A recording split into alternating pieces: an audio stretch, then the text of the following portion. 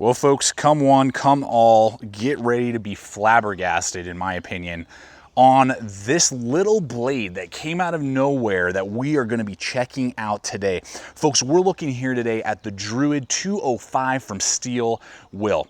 Now, Steel Will's been on the market now for almost a year and a half. They really came on the scene with not only premium blades with fantastic designs, their designers over there are awesome, but also some really interesting and really awesome design budget blades, and that's their Druid line from Steel Will. Now they have, I don't know, probably 10, 15 different Druids out there on the market from different sizes and shapes and blade angles and thicknesses, which is really cool. So you can pick your flavor and they all come in at a very reasonable price. And we're going to talk about that today.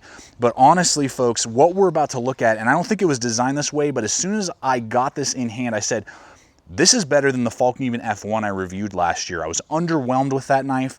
This is very similar in a lot of ways and a lot of the same, size and dimensions, but has a lot of differences as well, and I think in a good way. In the minimal areas where you're going to have to compromise to get not only about half the price of a Fallkniven, but maybe some of the steel that we'll talk about and the steel differences are heavily outweighed by the handle ergonomics, the sheath quality, and the blade angles and thickness. So I'm really excited today to walk you through this Druid 205 and just talk you through what it has to offer, show you what it can do, and whether or not it'll fit inside one of your systems. So let's go ahead, check this blade out. All right, we'll hit some specs here real quick. What we're looking at is an overall length from front to back or back to front of 8.75 inches overall length. We have a 3 7/8 blade, so basically 4 inches on the blade itself. Now, total package with the leather sheath is going to come in at 7.8 ounces, and the knife itself comes in at 4.8 ounces, which is awesome for the size of the knife. Just kind of for some perspective, here's a Steel Will Mini Gecko, and this thing weighs 5 ounces, so it weighs more, this pocket knife, more than this fixed blade. So that's really awesome to see that. And then we do have a full tang, and we do have a thickness on the spine there of 0.14. We'll get into all of that today as we look at this Druid 205. Now for me, folks, the sheath is one of the most impressive features of the knife. Not only do we have a great knife here, but then we also have a really well thought out sheath that you would expect to see on like a $100 knife. You got good stitching all the way around. It's leather. You got the Steel Will logo, bolsters on either side here just kind of hold it into place. We got that drainage hole down the back. I mean, just that attention to detail alone is just so impressive for a $50 knife. Then we got good studs here holding it into place with this good D-ring for that good dangle feature, so it goes below the handle or above the handle. Nice belt loop there. Really nice tight friction, in there. It's not going to come out, not going to fly out, and it's silent. So that is fantastic and only adds about 3 ounces to the overall carry weight on this knife. Super impressive sheath, and for a leather sheath is one of my favorites. All right, let's hit the blade here, and I love the super classic blade shape that they give us. Now with that 3 7/8, so basically 4 inches, just a hair under.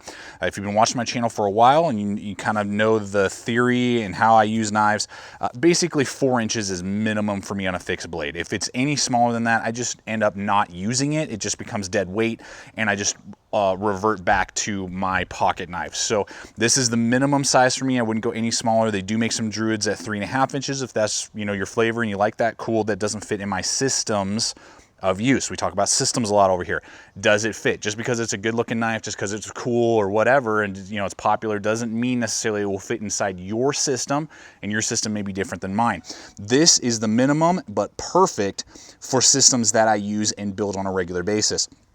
So that 3 7/8 blade length, we got that high saber grind, love that aspect of it. Satin finish, very cool, really dig that a lot. Very mild clip, so it gives it a little bit of aesthetic look as well as some strength in that tip. That tip is very durable, very tough. I really like the tip on that. And then the spine thickness, as we talked about in the specs, of 0.14, perfect. Perfect thickness on that spine, so that knives of this size, they don't need to be overbuilt. That was another thing that kind of stood out to me with the Fallkniven F1. Again, comparing it in this video a lot, because as soon as I grabbed it, I was like, oh my gosh, this is like a better version, basically in the design than the F1, because the F1 I think is like 0.19 or 0.18 on the thickness of the spine, and that's huge, kind of overkill for such a small knife, whereas 0.14, just a hair over 1/8 of an inch thick. You're getting that still good durability for this size. You know, you're not going to be splitting giant logs or chopping down trees with this knife, but it's thin enough so you get great slicing capability, food prep, you know, meat. If you're going to use this as a hunting knife, I think this would be a great small, you know, hunting knife for cleaning game. As well as not only just camp tasks, you know, doing feather sticks, doing, you know, your stuff you would do around a campsite, do some bushcraft. You know, you got your axe, you got your large chopper, and you know that's what you're using to clear the brush and, you know, get the wood for your fire. And then this one is for your whittling and your carving and your food prep, and just the stuff around the camp is just a perfect size for that. So I love the blade shape, love the performance. Also has a 90-degree spine, so you can scrape wood, throw sparks, do all that type of stuff. So it's just a really well-designed blade, and I love the thinner stock on it. It really helps with accelerate those cuts and give it better cutting performance. Now, everything to this point has been mind-blowing, and I love the design of the blade. Now, this isn't bad, it's just something to consider, and for the price point, very reasonable. And I'm gonna kind of do a 2-for-1 in this video. I'm throwing the price point in. This is a $50 knife on Amazon. Links in the description below. You can go check it out for the sheath design and quality, for the design of the blade. This thing is phenomenal. And then to come in at $50, you are going to have to find somewhere to cut costs, and they did that with the steel. We're looking at 9CR18 MOV steel, so this is a Chinese-made steel. Now, I've used that 9CR18 MOV on not only other Druids in their line, but also in other, you know, production companies. SOG has a few knives I've tested that way, and I think Schrade has that as well. I've found good durability for the price and for the value of the knife at $50. You are getting a good stainless steel that holds a decent edge.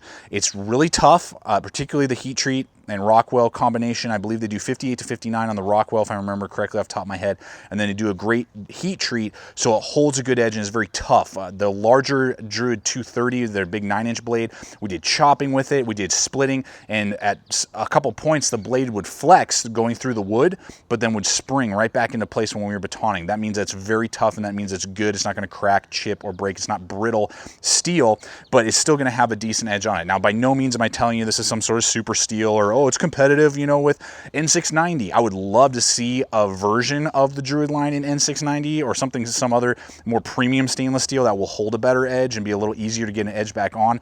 This, I would say, is very comparable to most AUS 8 fixed blades that you know and have been around for a while. Think the SOG Seal Pup Elite, the SOG Northwest Ranger, think the AUS 8 version of the SRK from Cold Steel, and very similar to the Steel Wheel Argonaut 800, which is an AUS 8. That's kind of the very similar properties that I see with this 9CR18 MOV steel. So think that way, and for $50, I mean, look at those other knives. Those are easily $50, if not more.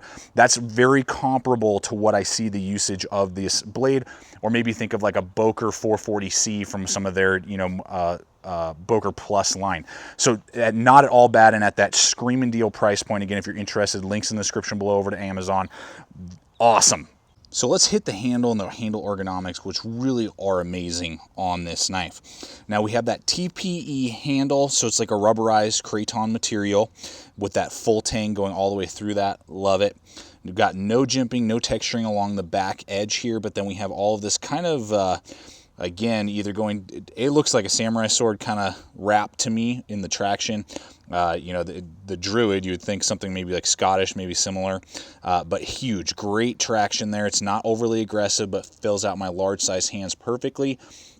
And you can see there I have a little bit to spare, so those of you with maybe extra large size hands, you'll probably be right on that kind of hook back there, but no hot spots whatsoever. Good little guard there. Love that aspect of it. So like your reverse grips felt really good in the hand. Again, I mean, just a super natural grip, and I like the fullness of it. Its maximum thickness is 0.9, so almost an inch thick on the handle. And you'll notice that, and what I've noticed is that compared to the Fallkniven F1, it's much more ergonomic because it fills out my hands more, and it's a little more rounded, whereas the F1 was a little more blocky and a lot narrower. This one fills out my hands a lot better.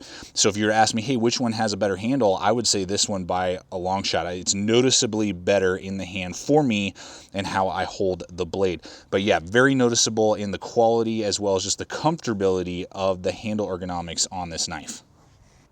Well, folks, time to bring this video to a close. I got to tell you, I have been falling in love day after day. Every time I pull this out and begin to do some more testing, begin to do some more filming for you guys with this knife, I'm like, man, this is a great blade. From the handle ergonomics to the sheath, to the blade angles, to the price point, I don't know what type of flaw I could find with this. I would love to see like a black coated N690 version, you know, with the coatings that Steel Wheel does on some of their other stuff, like the Dark Angel, which is very low resistance. But man, black on black with a more premium steel would just be like out of this world. You know, the design is already there. You know, charge us $30 more, you know, charge us 80 bucks for this same knife with an N690 steel. And I mean, I would tell, you know, I mean, blows the F1 out of the water, and it blows the F1 out of the water really in every single way. Except for edge retention and some of that convex grinding with the VG10 that they did on that blade. So folks, I love the knife. If you like what you see here, or you've been thinking about the F1 and you're not quite sure if that design will fit in your needs, I think this would be a great place to start. Love it. Check it out. Worth the money. Absolutely. So as always, thank you so much for checking out the channel. Please subscribe, comment, like, share this video. Love to hear your guys' thoughts on the Druid 205 and just the Druid line in general. And always remember, stay equipped, stay prepared. We'll see you out there.